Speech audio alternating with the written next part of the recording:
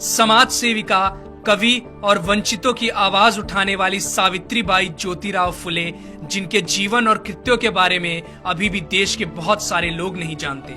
यहाँ तक कि बहुत सारी महिलाएं भी इस बात से अनजान हैं कि अगर वे आज शिक्षित हैं, रोजगार के योग्य हैं, तो वो आखिर किसके प्रयासों के चलते हैं। सावित्रीबाई फुले का जन्म 3 जनवरी 1831 को पुणे से 50 किलोमीटर दूर पुणे के नैगांव में हुआ था।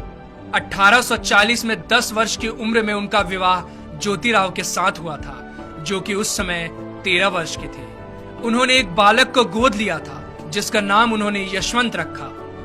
ज्योतिराव ने अपनी पत्नी को घर पर ही पढ़ाया और उन्हें शिक्षिका के तौर पर प्रशिक्षित किया। बॉम्बे गार्जियन के 22 नवंबर 1851 में प्रकाशित एक खबर के अनुसार उनकी आगे की शिक्षा की जिम्मेदारी ज्योतिराव के मित्र सखाराम यशवंत परांजपे और केशव शिवराम भावलकर ने संभाली। सावित्रीबाई फुले भारत की पहली महिला अध्यापिका थी। घर की देहरी लांघकर बाहर पढ़ाने जाने के उनके इस कदम से आधुनिक भारतीय महिला के सार्वजनिक जीवन का प्रारंभ होता है। उन्होंने अपने पति ज्योतिराव फुले के साथ मिलकर महिलाओं की शिक्षा के लिए महत्वपूर्ण काम किया। 1848 में उन्होंने देश में पहली महिला स्कूल की स्थापना की, जिसके बाद वो 5 अन्य विद्यालय खोलने में सफल हुई। 5 फरवरी 1852 के एक आवेदन पत्र के अनुसार लड़कियों के लिए पहले 3 स्कूल 3 जुलाई 1851, 17 नवंबर 1851 और 15 मार्च 1852 चिपलू नकरवादा, रास्तापेट और वेडलपेट क्रमशः शुरू किए गए। सावित्रीबाई फुले इनमें से सबसे पहले स्थापित स्कूल की प्रधानाध्यापिका थी। एक ऐसी महिला जिन्होंने 19वीं सदी में छुआछूत, बाल विवाह तथा विधवा विवाह निषेध जैसी कुरीतियों के विरुद्ध काम किया, उसे हिंदुस्तान ने भुला दिया। क्योंकि उनका जन्म एक दलित परिवार में हुआ था, उन्होंने भारत में नारी शिक्षा के लिए महत्वपूर्ण योगदान दिया। भारत में सावित्रीबाई और उनके पति दोनों ने मिलकर शूद्र एवं स्त्री शिक्षा आरंभ कर नए युग की नींव रखी। सत्यशोधक समाज की स्थापना 24 सितंबर 1873 को हुई और सावित्रीबाई फुले इस संस्था की एक अत्यधिक समर्पित कार्यकर्ता थी। ये संस्था कम से कम खर्चे पर दहेज मुक्त और बिना पंडित पुजारियों के विवाहों का आयोजन कराती थी। इस तरह का पहला विवाह 25 दिसंबर 1873 को संपन्न हुआ। सावित्रीबाई के मित्र बाजूबाई निम्बंकर की पुत्री राधा और सीताराम जाबाजी अल्हाट की शादी पहली सत्यशोधक शादी थी। इस ऐतिहासिक अवसर पर सावित्रीबाई ने स्वयं सभी खर्चे वहन किए। इस प्रकार के विवाहों की पद्धति पंजीकृत विवाहों से मिलती जुलती होती थी, जो आज भी भारत के कई भागों में पाई जाती है। पूरे देश के पुजारियों ने इन विवाहों का विरोध किया और वे इस मुद्दे को लेकर कोर्ट में भी गए। फूले दंपत्ति को कठोर परेशानियों का सामना करना पड़ा, किंतु इससे वे अपने पद से विचलित नहीं हुए। 4 फरवरी 1889 को उन्होंने अपने दत्तक पुत्र की शादी इसी पद्धति से की।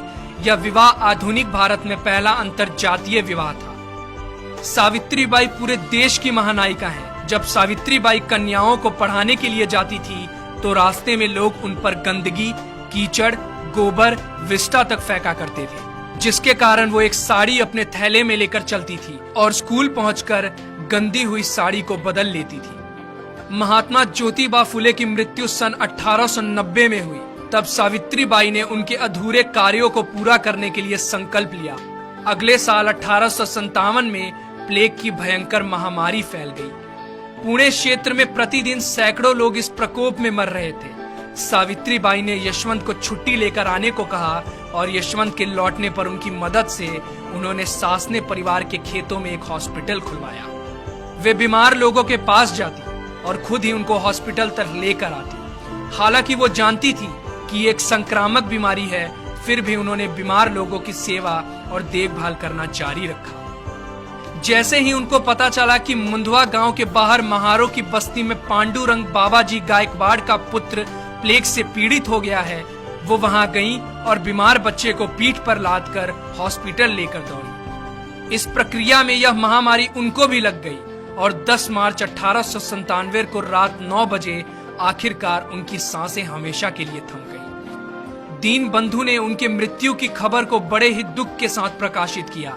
जो लोग पीठ पर अपने पुत्र को बांधकर दुश्मन से लड़ती हुई लक्ष्मीबाई की बहादुरी का गुणगान करते हैं, उन्होंने इस महिला की बहादुरी को पूरी तरह से नजरअंदाज कर दिया है, जिसने अपनी पीठ पर लादकर एक बीमार बच्चे को बचाया। उनका पूरा जीवन समाज में वंचित तबके, खासकर महिलाओं और दलितों के अधिकारों के लिए संघर्ष में बीता।